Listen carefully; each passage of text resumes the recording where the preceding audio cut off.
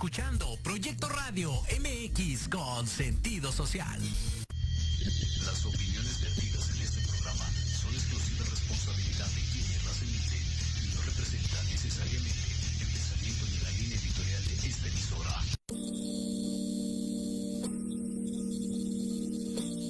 Hola, yo soy Liliana Huerta. Hola, yo soy Jesús Tecruceño. Bienvenidos a De Colores, expandiendo la misión, donde hablaremos de temas de interés para nuestra comunidad LGBTI relacionados con espiritualidad y derechos humanos. Comenzamos.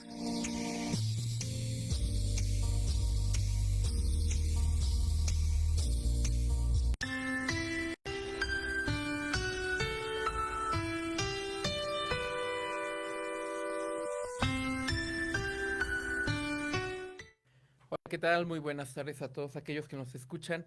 Gracias por estar aquí en De Colores. Como podrán darse cuenta, el día de hoy no está con nosotros Liliana, pero pues aquí seguimos con este tema tan interesante, tanatología, COVID-19 y diversidad sexual. Recuerden que hemos estado hablando en los dos programas anteriores respecto a esta situación de las pérdidas, la tanatología, ¿vale? Les invito a que nos escriban a través de las redes sociales de Proyecto Radio, aquí a la transmisión en vivo. Cualquier duda, comentario, pues le daremos un seguimiento. Recuerden que hablábamos el primer programa sobre la tanatología y ya nos mencionaba nuestro invitado que pues es un proceso, o es el proceso de morir.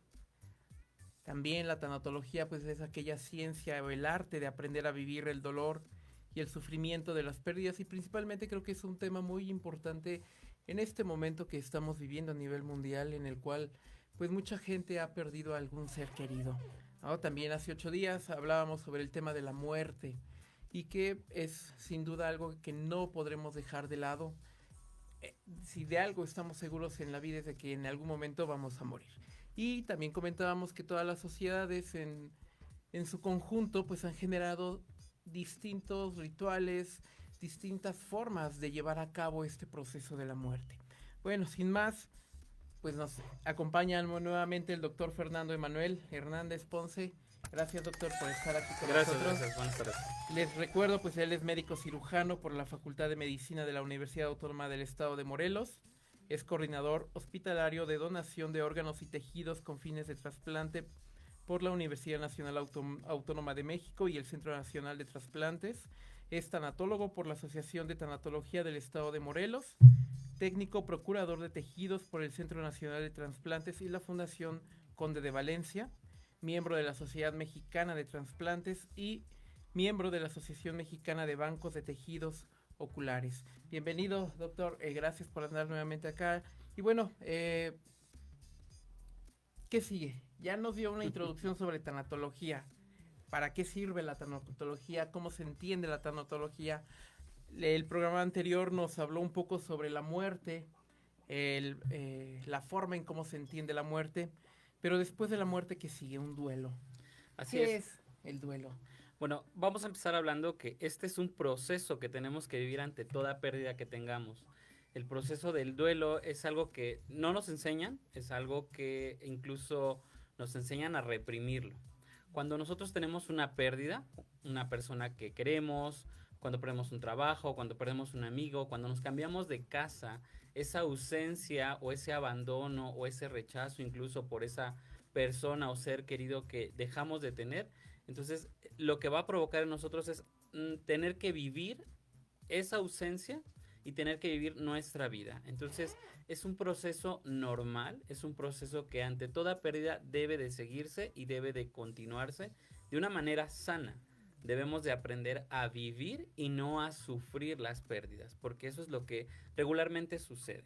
Sufrimos, nos tiramos al llanto, nos tiramos a la depresión, a la tristeza, que es parte de, pero no debe de ser un momento en el cual debamos de vivir o quedarnos, sino debemos, incluso decimos nosotros, disfrutar esas etapas, esos momentos, porque no llores porque es malo, no te pongas triste o simplemente la etapa de la negación, no se fue, va a regresar, está en un lugar mejor, pero lo vamos a volver a ver, sí, pero de momento tenemos que seguir viviendo con esa ausencia. Entonces, este proceso se llama duelo y es un proceso normal que todo ser humano debe de vivir ante una pérdida. ¿Por qué es importante que la gente viva ese proceso y no trate de reprimirlo o no, como dijéramos en México, trate de hacerse fuerte para no llorar? ¿Por qué es importante vivir esa etapa? Porque tenemos que reconocer que somos seres humanos, como lo decíamos en el primer programa, que hay cosas que nos van a doler, que hay cosas que nos hacen sentirnos débiles. Y la pérdida de una persona parte también de conocernos y de saber que sentirnos débiles no es malo. Y eso es importante, porque en este proceso, como les digo, hay que vivirlo, no hay que sufrirlo. Y muchas ocasiones tendemos a eso, a irnos hacia el llanto. El objetivo de este proceso es que aprendamos nosotros a vivir esa ausencia, agradecer incluso los momentos que hayamos vivido con esa persona para poder continuar con nuestra vida y saber o ir descubriendo qué nos dejó como enseñanza esa persona en nuestra vida. Entonces, eso es el objetivo del duelo y todos debemos de vivir un duelo sano, porque si no, se cronifica, es decir, se mantiene durante mucho tiempo y ahí sí es donde podemos caer en una etapa de depresión menor, mayor o incluso en ideaciones suicidas o llegar incluso al suicidio por esta depresión que tenemos.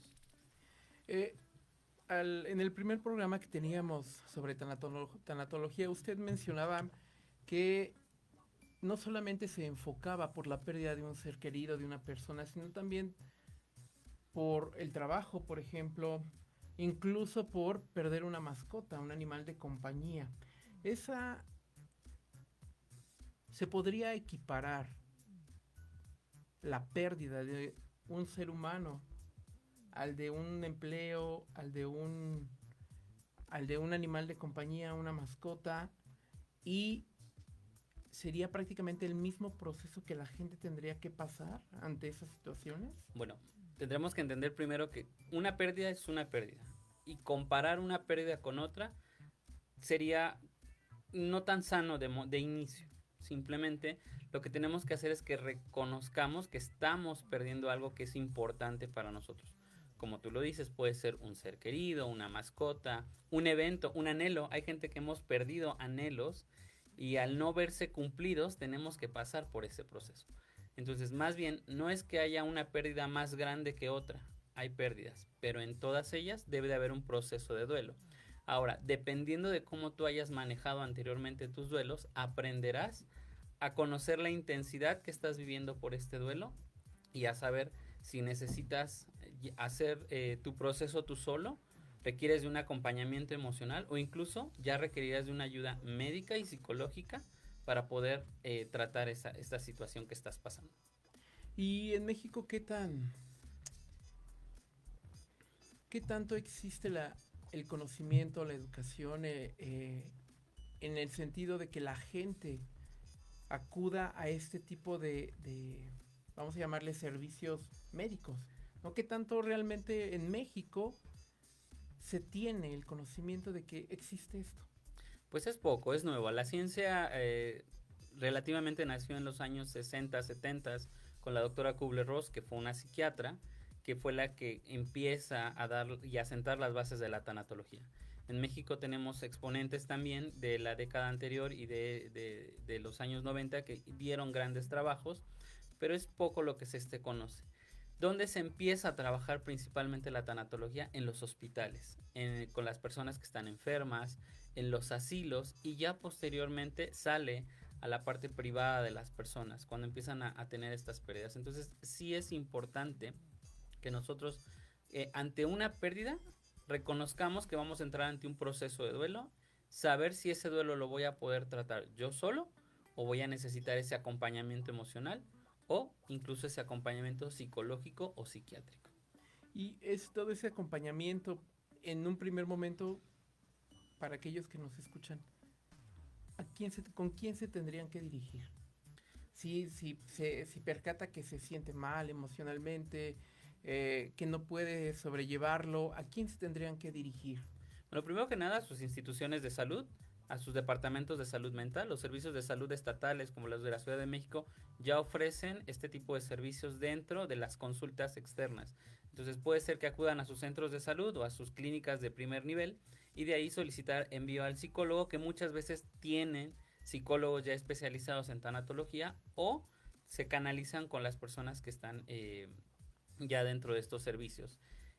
Algunos de nosotros, por ejemplo, somos médicos, algunos otros son psicólogos, algunos otros son personas que están dentro del área de la salud como enfermeras, trabajadoras sociales, etcétera, pero que se han diplomado en tanatología.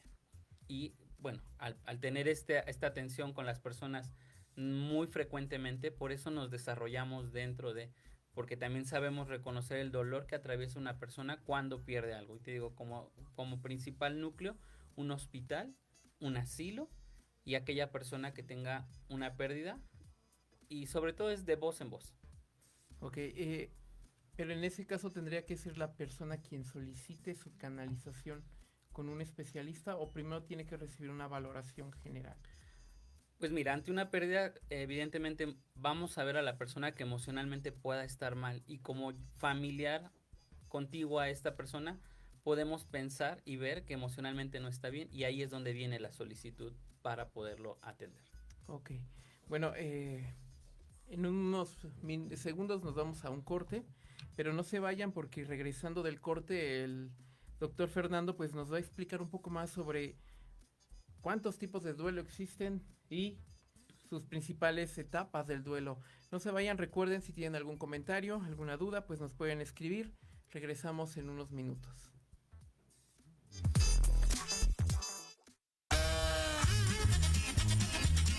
Oye, ¿a dónde vas? ¿Quién, yo?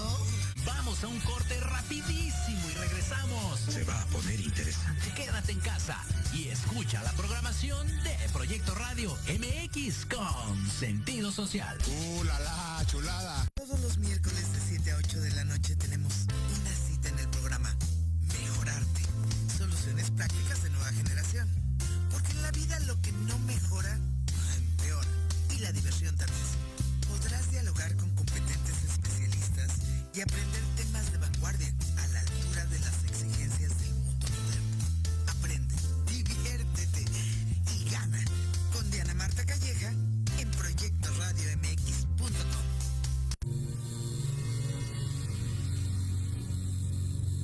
¿Te gustaría saber para qué estás aquí? ¿Qué sorpresas guarda el universo? ¿Qué técnicas de sanación existen? Hola, yo soy y me llamo Ivette Retó. Te invito a escuchar Despertando tu conciencia en amor y armonía, donde tendremos temas e invitados enfocados en conocimiento y sanación, resolviendo tus dudas. Todos los jueves a las 10 de la mañana por Proyecto Radio MX con sentido social.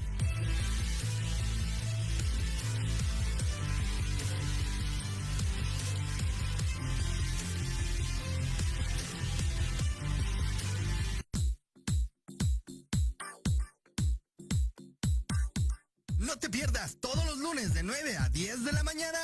Construyamos juntos con Luis Triana. Programa de emprendedores para emprendedores. Solo por Proyecto Radio MX con sentido social.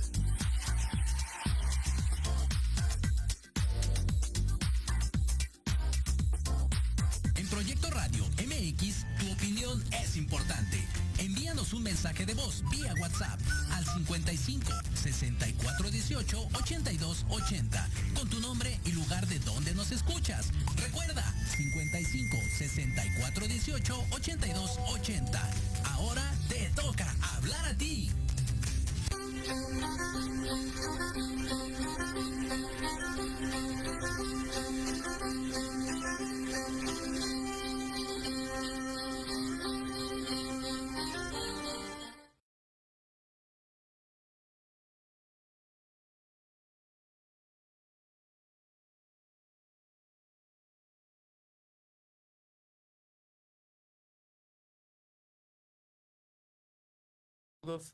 Un saludo a Raúl Brayman, que también nos está escuchando. Gracias por sintonizarnos.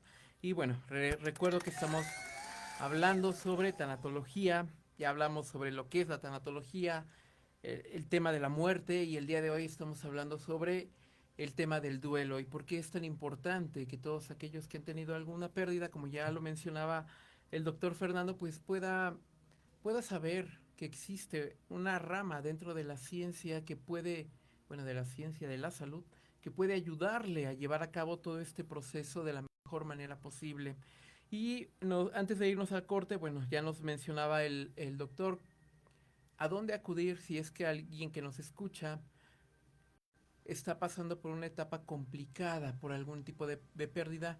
Él mencionaba que pueden acudir a sus centros de salud y recibir una valoración, pues, y ya después los canalizan con algún especialista. Y algo muy importante que él nos decía, que realmente puede ser un médico general, un psicólogo, enfermero o enfermera, que han recibido esta capacitación para poder tratar con la gente ese tema. Entonces realmente no hay mayor situación. Todo aquel que haya recibido una capacitación en esta temática puede ayudar a la gente. Y bueno, doctor, antes de irnos nos hablaba sobre este tema, pero ¿qué nos puede decir? ¿Cuántos tipos de duelo existen? ¿Y cuáles son las etapas que conlleva el duelo y que tiene que pasar la gente por ese proceso? Bueno, básicamente hay algunas clasificaciones que son de la siguiente forma. Un preduelo, cuando una persona todavía no ha tenido la pérdida, pero se enfrenta por adelantado a ese momento. Un duelo en agudo, cuando está sucediendo en ese momento la pérdida y es en esos primeros días, semanas quizás, que esté sufriendo por esa pérdida. Y un duelo crónico, cuando ya es posterior a la pérdida, pero se vive durante más de 6 meses en esa etapa emocional muy complicada. Y puede haber un post-duelo, es decir, cuando una persona ha tenido la pérdida, está en una etapa de negación, pero sucede algo que lo lleva a enfrentarse a su propio duelo. Regularmente es el duelo ajeno y entonces sabemos que va a vivir esto después de que ha vivido la pérdida. Nos hablaba al inicio de un preduelo antes de enfrentarse a la pérdida, es decir, ya sé que va a llegar la pérdida, sí, está muy cerca. Y me imagino, ya usted me dirá si me equivoco o no, principalmente con gente que tiene un familiar, un conocido, lo que sea, con un tipo de enfermedad terminal. Así es. En ese sentido, o en ese caso, ¿se trabaja con ambas personas? Sí, tenemos que trabajar en el primer caso con el paciente, con el enfermo, para entender que él lo que perdió es su salud y que está en una etapa quizás irreversible y que va a llegar el momento en el que él fallezca, él o ella. Y entonces lo que queremos es que él parta sin asuntos pendientes. Entonces trabajaremos la parte de la aceptación de la pérdida de la salud y que eso lo va a llevar a la pérdida de la vida. Con los familiares, que es muy común que suceda esto, trabajaremos la pérdida del familiar, pero no adelantándonos a los pasos, porque si no entro en ansiedad, entro en crisis antes de que suceda. Y muchas veces cuando sucede el evento es cuando la gente no sabe qué hacer, porque ya lo pensó tantas veces que al momento de enfrentarse no sabe qué decisión tomar. Entonces es mejor centrarnos e ir, como decimos nosotros, viviendo el aquí y el ahora y enfrentando paso a paso lo que va a ir sucediendo en los casos del preduelo. Y sí tiene que ver muchas veces con enfermedades terminales. Hoy por hoy, por ejemplo, el COVID puede entrar un poquito en esta parte, porque el hecho de una persona enfermarse y tener que saber que hay que llevarlo al hospital, yo ya me estoy adelantando el que el llevarlo al hospital es casi una sentencia de muerte. Y entonces por eso el paciente llega muchas veces muy tarde al hospital y efectivamente viene la pérdida, pero viene la pérdida por un retraso en la atención. Entonces, por eso no adelantarme a los hechos que puedan o no suceder, sino más bien actuar, ¿no? Entonces, en este caso, ante síntomas de COVID, inmediatamente una valoración médica. Y tienes de dos, o te quedas o te vas a tu casa y te van a estudiar para saber si lo tienes o no lo tienes. Si no lo tienes, pues te tienes que seguir cuidando. Si lo tienes, te tienes que atender. Entonces, por eso vamos marcando mucho esos pasos. El duelo agudo es cuando ya lo tenemos, ya murió la persona, por ejemplo. ¿Qué hago? ¿Qué tengo que hacer ahora? Pues tengo que ver cuáles son los trámites funerarios, tengo que ir a informarme al hospital qué pasos tengo que seguir, tengo que informar a la familia, tengo que informar a los amigos. normalmente o ante una situación no pandémica, pues tendríamos que incluso ver las cuestiones funerarias, y lo que ahora están haciendo pues es prácticamente un solo familiar cargar con todo el peso del trámite funerario hasta recibir las cenizas en casa, o en algunos casos donde se ha podido inhumar sin funeral, pero pocas personas al momento de que la persona es sepultada, y eso también lleva a una frustración, a un dolor mayor en las familias. Un posduelo, pues seguramente será todas estas personas que tendrán que vivir la pérdida de un familiar por COVID, pero que lo tuvieron que posponer porque inmediatamente vino la pérdida de alguien más y después de alguien más. Te digo, hemos tenido muchas personas que se han acercado a nosotros porque es un duelo en racimo, o duelos en racimo, porque perdemos un familiar e inmediatamente viene otro, y luego viene otro, y luego viene otro, y luego viene otro. Es una cascada de pérdidas. Y entonces el primer duelo quizás haya sido el padre, que era una figura importante para esta persona. El segundo es un hermano, el segundo es un amigo, el tercero es otro hermano, una mamá, un esposo incluso. Y entonces el primer duelo de esa persona importante queda pospuesto. Y entonces va a llegar un momento en que esta persona se va a llenar de duelos y se va a quebrar, ¿no? Y emocionalmente llegan muy mal, y así han llegado a las consultas con nosotros. Y bueno, hay que atender y hay que empezar a separar, ¿no? ¿Qué representaba cada una de estas pérdidas en tu vida? ¿Quién era cada una de estas personas en tu vida? Y trabajarlos de forma separada y a la vez en conjunto. Entonces sí es complicado en muchas ocasiones. Sin duda una rama de la ciencia muy, muy interesante, y a la vez también creo que complicada por el tema que trata, que es la muerte. Así es. Pero algo que se me hace muy interesante, y no sé si existan estudios sobre si yo tuviese una enfermedad terminal, un tanatólogo me va a ayudar a morir, o a un bien morir, A tener una muerte digna, a más tener bien. una muerte digna. Se me hace interesante de qué pasa en la mente de esta gente que recibe este tipo de apoyo en el ámbito médico.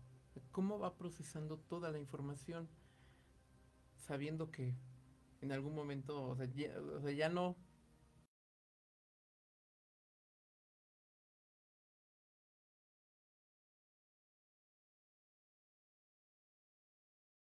Enfrentarnos a una frustración. Incluso muchos de mis maestros nos han dicho, y yo mismo alguna vez lo dije, en guardia no se muere nadie, ¿no? Y entonces te crees Superman, ¿no? Cuando la muerte es parte del proceso normal de la vida. Y entonces decir que nadie se va a morir es, pues, ¿quién te crees, no?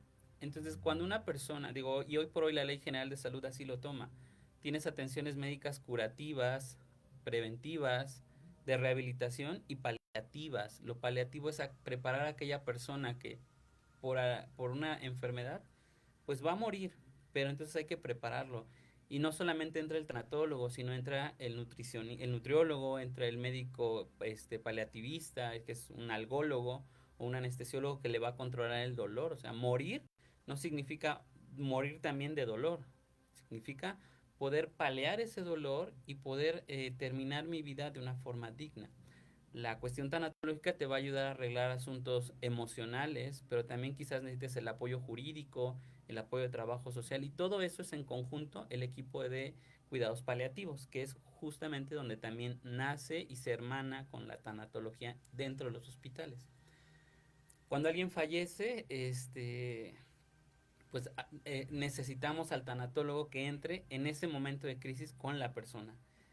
Y enfrentarnos a una persona que está en crisis emocional, si no lo sabes hacer, es complicado. Digo, yo por eso entré a estudiar tanatología, porque dentro de lo que me dedico, que es la donación de órganos, alguna vez salió gritando de la terapia intensiva un intensivista, porque una de las familiares se puso en crisis emocional, y pues dices, es el intensivista, o sea, tiene muchos años de experiencia, muchos años de estudio, y seguramente yo pensaba que podía contener este tipo de cosas, pero él salió gritando, literalmente, muy desesperado, hablándole a un tanatólogo. Traigan al tanatólogo, traigan al...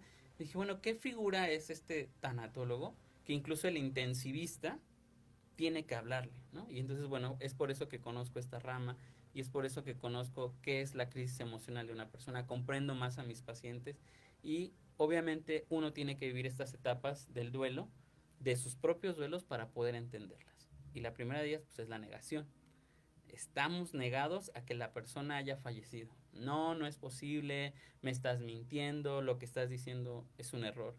Conocemos de muchas pacientes, sobre todo mamás, que cuando muere el hijo, dejan intacto el cuarto. Lo siguen limpiando, lo siguen arreglando y tal cual quedó la última vez que el hijo se fue, así se queda. Ahí tenemos, por ejemplo, un duelo patológico. Ahí la persona no acepta que la pérdida ya se dio. Sigue viviendo en que él o ella va a regresar cuando no es así. Antes de que continuemos con las etapas, la primera etapa, negación, que es lo que hablabas hace un momento, pero antes de brincar o irnos directo a las etapas del duelo, ¿existe un tiempo límite para el duelo? Es decir, ¿podemos contabilizar un duelo por esta situación dura un año? Un duelo por esta situación dura tanto tiempo. ¿Cuánto tiempo Fíjate dura un que duelo? esa es una pregunta muy común con los pacientes, porque de repente llegan y cuando ya conocen un poquito de esto, dicen, Fer, yo vengo porque necesito tratar esto lo más rápido que se pueda, porque necesito continuar con mi vida. Y la duración de un duelo, cuando una persona se sabe que está en esa etapa y está dispuesta a vivirlo, es inversamente proporcional a la significancia que tenga la persona, la cosa o el anhelo que haya perdido. Hay gente que me ha dicho, yo viví con mi novio 18 años de relación.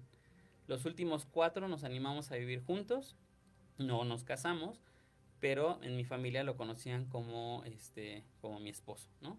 Recuerdo de una paciente que me decía esto.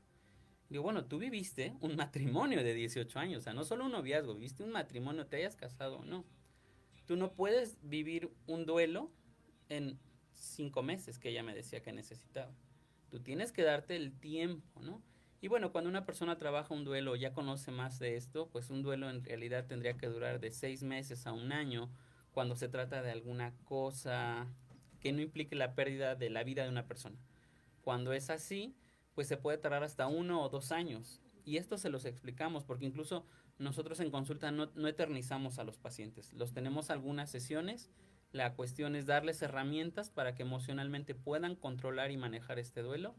Y al paso del tiempo ellos van a ir usando estas herramientas, ¿no? Hay momentos que van a ser muy significativos, aniversarios, cumpleaños, fechas como cuando se pidieron matrimonio, cuando se hicieron novios, cuando fueron a X o tal lugar, cuando escuchan una canción. Entonces va a remover muchas de estas cosas y tenemos que irle dando herramientas a este doliente para que viva esos momentos y no lo sufra. Ok. Pensaba esto y me venía a la memoria. Tengo una amiga que su padre murió hace 2 o 3 años. Y yo estoy casi seguro por las cosas que luego publica que no ha vivido un duelo. Y ahí es donde nos damos cuenta, conocemos a las personas y conocemos que están todavía incluso en una fase de negación o en una fase de enojo que ya tiene que ver con la segunda. Creo que ella sigue en la fase de negación. Y hay que sacarlos de esa. Explicándote, bueno, un poco las etapas del duelo. Sí, la negación es algo muy interesante porque cuando sucede la pérdida, tú piensas que no está pasando. Y haces todo lo posible por no pensar en que está sucediendo, aun cuando estás haciendo trámites, aun cuando estás escuchando las noticias, aun cuando estás pensando en cómo tener que comunicar la noticia a otras personas. Todo ese tipo de momentos, y pese a todo eso, tú dices, no está sucediendo. En la escuela en la que yo me formé nos decían que el duelo es como un río, y entonces en ese río alguien te avienta a la orilla, por lo menos a la orilla. Y entonces, a pesar de que estás tocando el agua con tus pies, tú dices, no estoy adentro del río, pero tú sigues adentro. Conforme tú vas avanzando en las etapas del duelo, te tienes que ir metiendo más a ese río. Y conforme te vas metiendo, te vas sumergiendo más. El problema es que tú solamente piensas en que te vas a hundir, cuando del otro lado existe exactamente lo mismo, una pendiente donde vas a volver a ir subiendo y vas a salir del otro lado donde ya ni siquiera hay río y donde vas a estar mejor. La segunda etapa, depende del autor que leas. Los tanatólogos tenemos que leer muchísimo. Entonces hay muchos autores. Kubler-Ross, que es la madre de la tanatología, manejaba 5. La escuela en la que yo me formé, por lo práctico que es, a mí me gusta, solo son 4. Negación, renegación, comprensión y perdón, y la aceptación. El fin de todo duelo es aceptar la pérdida, y aceptar una pérdida no significa olvidarme de lo que perdí. Significa darle un nuevo significado a esa persona, a esa situación que viví, que ya no la tengo el día de hoy, pero que forma parte de lo que yo puedo ser, ¿no? Y eso es importante. Y cada quien, conforme pasa el tiempo de la aceptación, le va dando una significancia mejor y mayor a esa persona, sobre todo.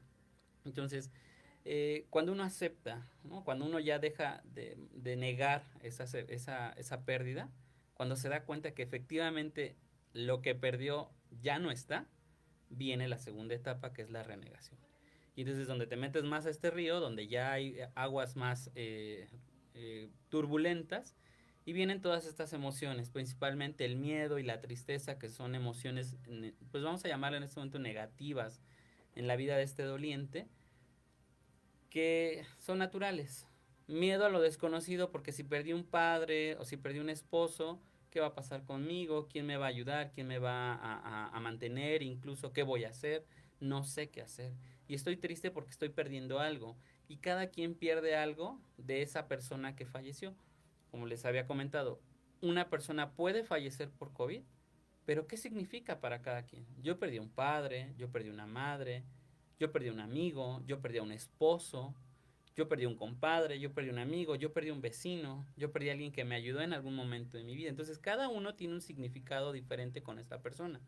Y en ese significado pues también radica mucho la significancia que yo le doy a esa pérdida.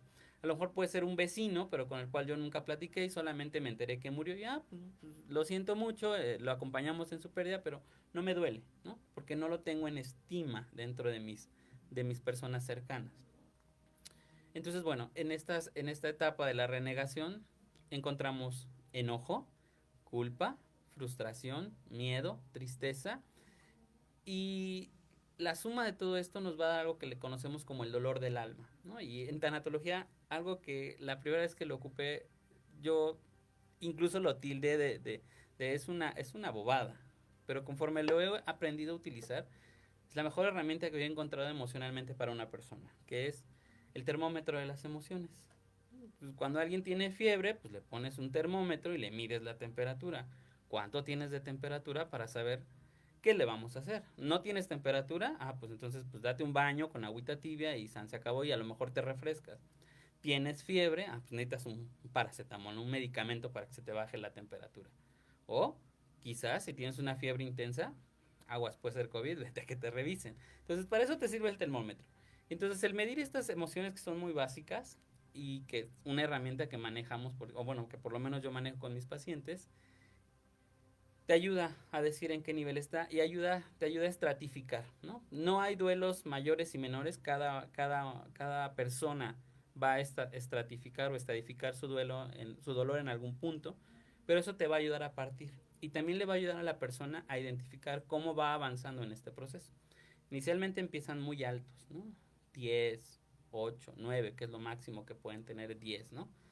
Y entonces la gente, conforme va avanzando en este proceso de duelo, pues se va dando cuenta cómo va disminuyendo. O cuando aumenta, como yo les digo, pues te das cuenta que pues que a lo mejor hay algo que no estamos trabajando, o hay algo que estamos reprimiendo. Y me pasó con alguna chica que alguna vez llegaron mamá e hija, las traté, estábamos en la conversación, yo les dije que podría ser individual o en conjunto, la toman en conjunto, perdón, y entonces al paso de las sesiones la chica se abre, y entonces pues tuvimos que regresarnos con ella, porque apenas había roto esa negación, ¿no?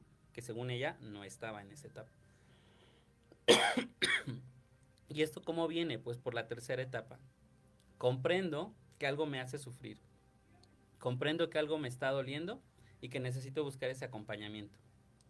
Y empiezo a analizar todos los pensamientos que tengo alrededor de todas estas emociones y de toda la situación que estoy viviendo. Y conforme me voy dando cuenta de ellos, empiezo a perdonar muchas de las situaciones que están alrededor de ella. Por ejemplo, me perdono por pensar que yo no actué a tiempo en llevar a mi familiar al hospital cuando tuvo COVID. Me perdono por haberlo dejado en un hospital y quizás no volverlo a ver con vida. Me perdono por saber que esta es una enfermedad que no está en mis manos controlar. Pido perdón a la persona que se fue, aunque ya no la tenga de forma física y de forma frontal, pero me disculpo con ella por todas estas situaciones que quizás escaparon de mis manos, pero que era necesario expresarlo. Y finalmente le perdono a esta persona por el abandono, porque finalmente quien se muere te abandona y te deja en esta situación de desesperanza, de desolación, de tristeza, emocionalmente destruido, destruida. Entonces, tengo que perdonar esto. Y cuando alguien otorga el perdón, se libera de muchas cosas emocionalmente.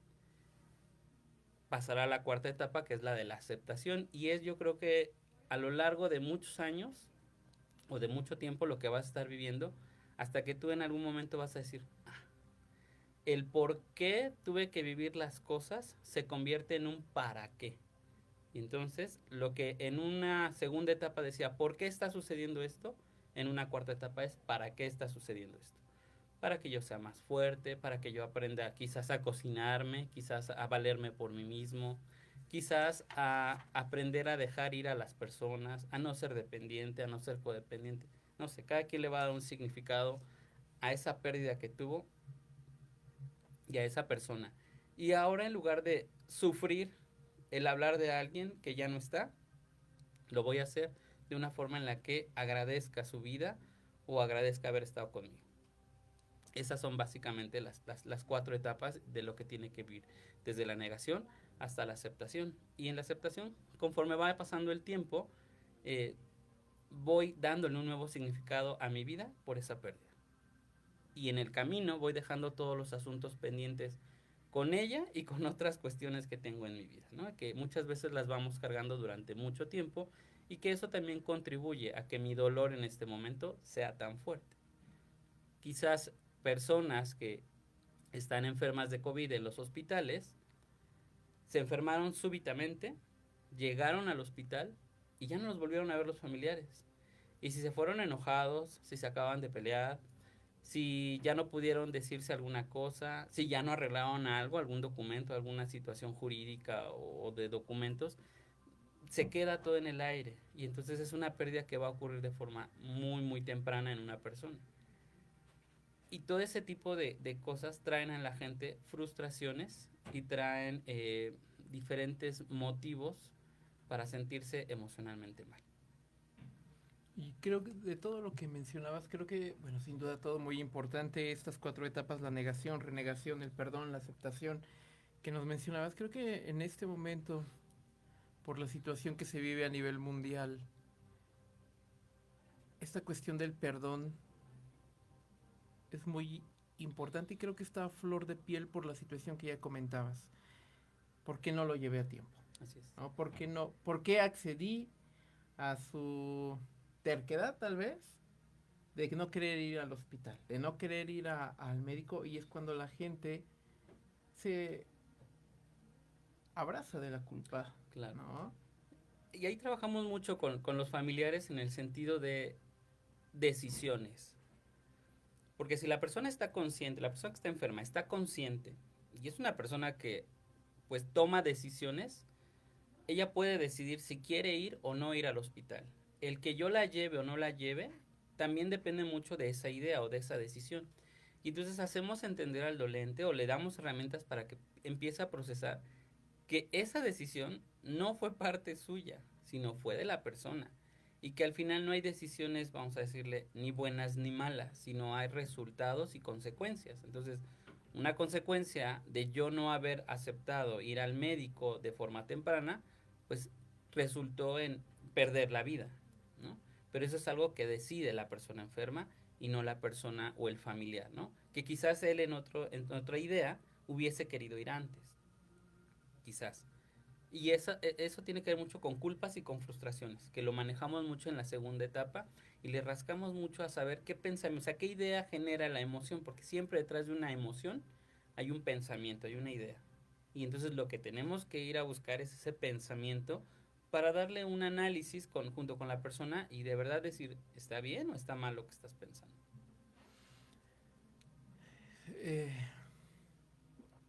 Ahorita que te escuchaba hablar, pensaba nuevamente en la forma en cómo hemos sido educados en la cultura mexicana, hablando de manera global.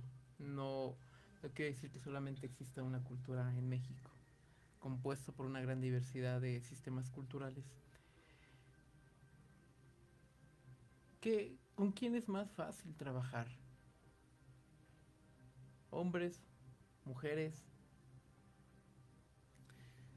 Híjole. ¿Quién se presta más para trabajar este tipo de temáticas?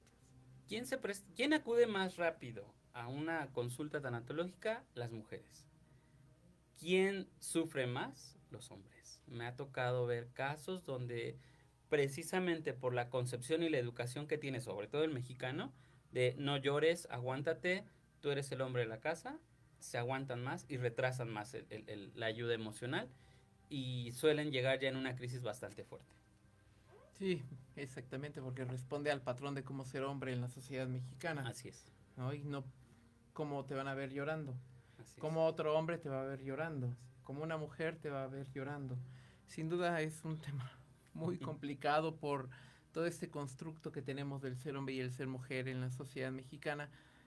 Sin duda a nivel global, pero más marcado en México. Pero bueno, no se vayan, regresamos en un momento para seguir platicando sobre el tema del duelo.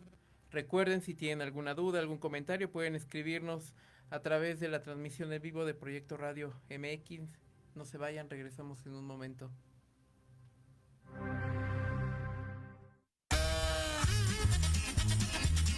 Oye, ¿a dónde vas? ¿Quién, yo? Vamos a un corte rapidísimo y regresamos. Se va a poner interesante. Quédate en casa y escucha la programación de Proyecto Radio MX con sentido social. La la, chulada. No te pierdas todos los lunes de 9 a 10 de la mañana.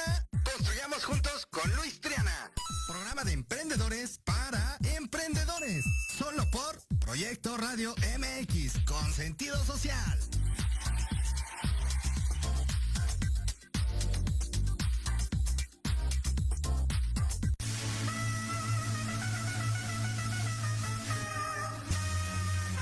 En Millennials, tú eres nuestro invitado especial. Un programa donde hablaremos de emprendedores, negocios, entretenimiento y cultura. Acompáñanos todos los jueves de 2 a 3 p.m. Te esperamos aquí, en Proyecto Radio MX, con sentido social.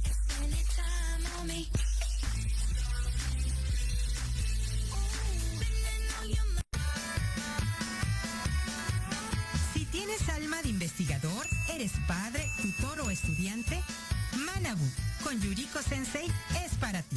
Programa diseñado para hacer tu vida más fácil en las labores escolares. Escúchanos todos los jueves de 3 a 4 de la tarde en Proyecto Radio MX. Manabu, porque nunca dejamos de aprender. En Proyecto Radio MX, tu opinión es importante. Envíanos un mensaje de voz vía WhatsApp al 55 64 18 82 80 con tu nombre y lugar de donde nos escuchas. Recuerda, 55 64 18 82 80. Ahora te toca hablar a ti.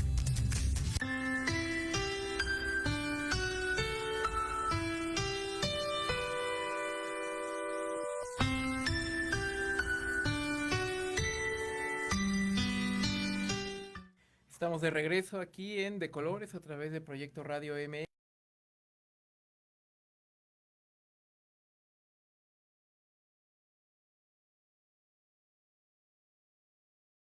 Ya nos comentaba, nos explicaba cuáles son estas etapas del duelo.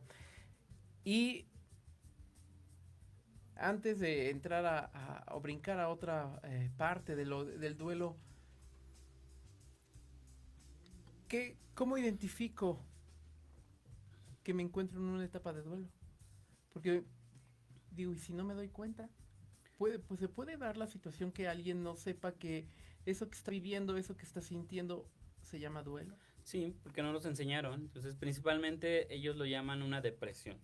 Ellos entran en una crisis emocional y como no saben que es algo normal, que viene tras una pérdida, empiezan a buscarle otros nombres, ¿no? Es el trabajo, es que ahora me tengo que ocupar de lo que sigue después de la pérdida de mi familiar, no tengo tiempo, y muchas veces, más que lo emocional, somatiza a la persona. Y entonces empieza con dolores de cabeza, con dolores de garganta, con gastritis, con colitis, que tiene mucho que ver con lo que la mente y nuestro cuerpo nos empiezan a decir a pesar de que nosotros no queremos. Y entonces cuando, como dices, empiezo a ver a alguien más, me dice, oye, yo veo como que te ves mal o como que te está pasando algo. No, no, yo estoy bien, yo estoy bien, yo estoy bien. Pero el yo estoy bien no es cierto, porque realmente hay algo que lo está o la está preocupando.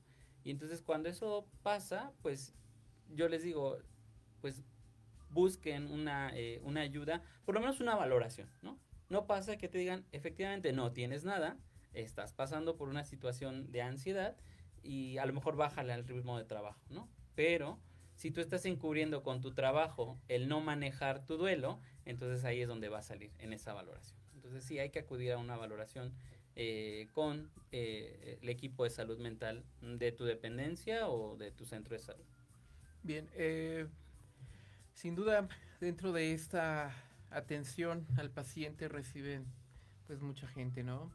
De distintos sistemas de creencias, gente que se denomina ateo, gente que dice que solo cree en la ciencia, bueno. Pero también creo que la población que es parte de grupos vulnerables y en este caso la población en México LGBTI puede vivir de una forma más fuerte este proceso, este duelo, o le puede afectar más por la condición social, la condición anímica, que de por sí ya trae cargando por su condición sexoafectiva. Así es. ¿Qué nos puede platicar respecto a esta? Bueno, fíjate que las personas que somos parte de la diversidad, pues crecimos con este rechazo, este abandono, tanto familiar muchas veces como social, como en el entorno laboral. Pues, cuando se presenta una pérdida, sobre todo de un familiar, por ejemplo, hablando de mamá, papá, donde yo no tuve la oportunidad quizás de resolver ese asunto de rechazo, pues una de dos, o me puedo volver muy indiferente a la situación, o de verdad puedo sufrir mucho por lo que se quedó en el tintero, por esos asuntos pendientes con mi familia, porque quizás yo quise tener ese acercamiento y ellos ya no. Quizás hay personas que en ese rechazo familiar tienen mucho tiempo que no saben de él, ¿no? Y entonces esa pérdida pues realmente no es significativa. Tenemos gente que nos ha dicho, yo he perdido a mi papá, a mi mamá, pero no significa algo porque nunca estuvo presente en mi vida. Y sin embargo, llegar a un servicio médico y que la pareja tenga que entrar al área COVID y que ya no se puedan ver, si no están casados, luego no les quieren dar informes. Digo, hoy todo esto ya hay un protocolo de atención a la diversidad en cuanto a la salud en México, pero aún así no en todos lados se lleva a cabo de la forma que debería de ser. O la familia. O la familia. Entonces, aunque estés casado legalmente, la familia no te permite. Fíjate que dentro de este protocolo, eso se podría pensar, pero ya en muchas unidades sabemos, o por lo menos hemos recibido esa capacitación de que si la persona está casada, entonces el responsable será el esposo o la esposa, independientemente de la orientación de los pacientes, ¿no? Pero ya hay una cuestión legal que sí te avala. El problema viene cuando no existe esta cuestión legal, porque entonces la familia sí puede intervenir como representante legal de la persona, ¿no? A menos de que, bueno, y es todo un trámite, demuestren el concubinato y se pueda establecer esta relación afectiva con el paciente, pero hoy por hoy los servicios médicos no están permitiendo, y digo, yo creo que en todos lados, que las cosas sucedan como normalmente pasan. Entonces, la gente de la diversidad sí está siendo atendida, incluso en algún momento se pensó que la pandemia, pues al hacer vulnerable, sobre todo a un grupo ya con inmunosupresión dentro de nuestra diversidad, iban a morir más.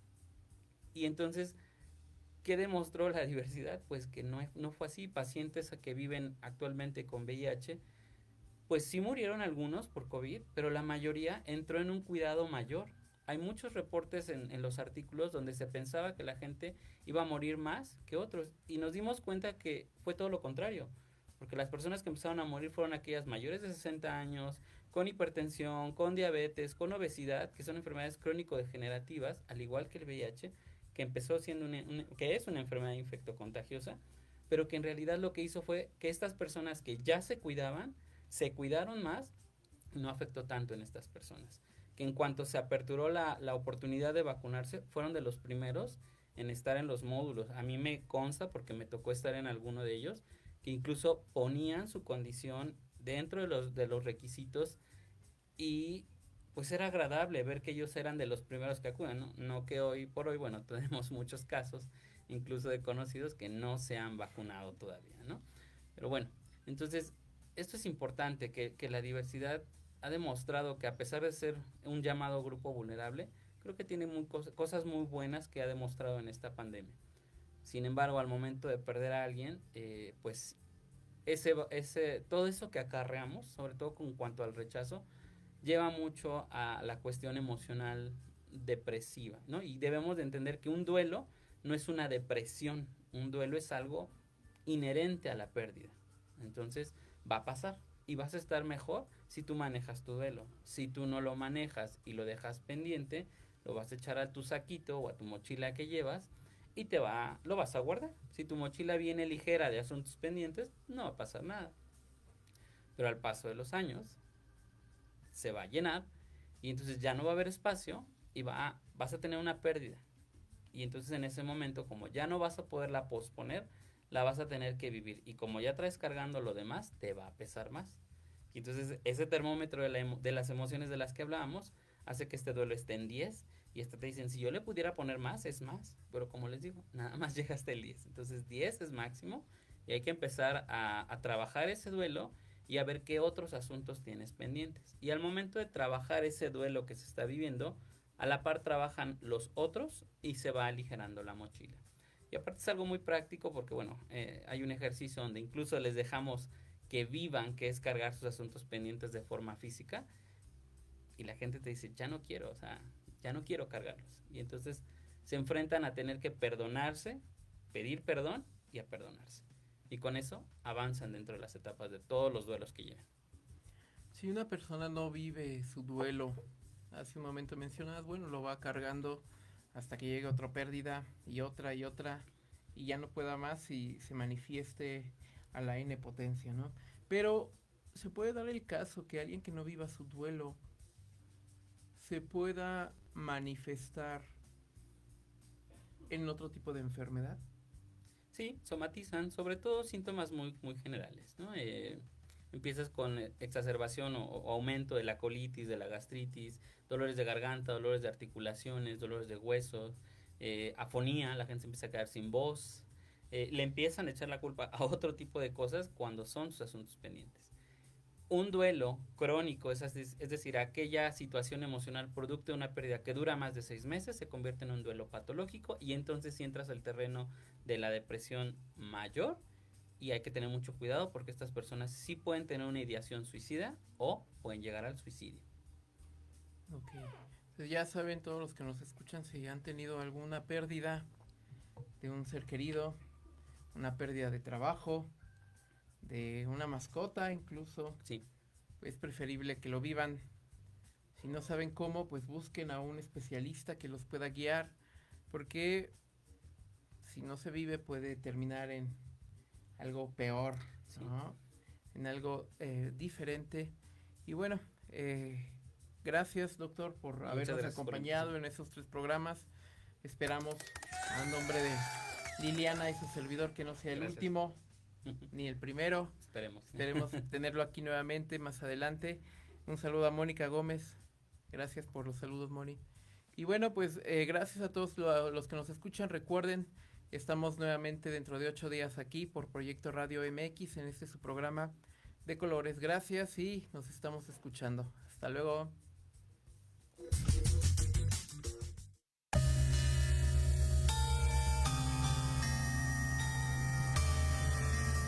Es momento de despedirnos. Nos escuchamos el próximo miércoles de 6 a 7 de la tarde para seguir abordando temas de interés para nuestra comunidad de colores por Proyecto Radio MX, con sentido social. Nos puedes seguir como Misión Cristiana Incluyente en Facebook, Instagram y Twitter.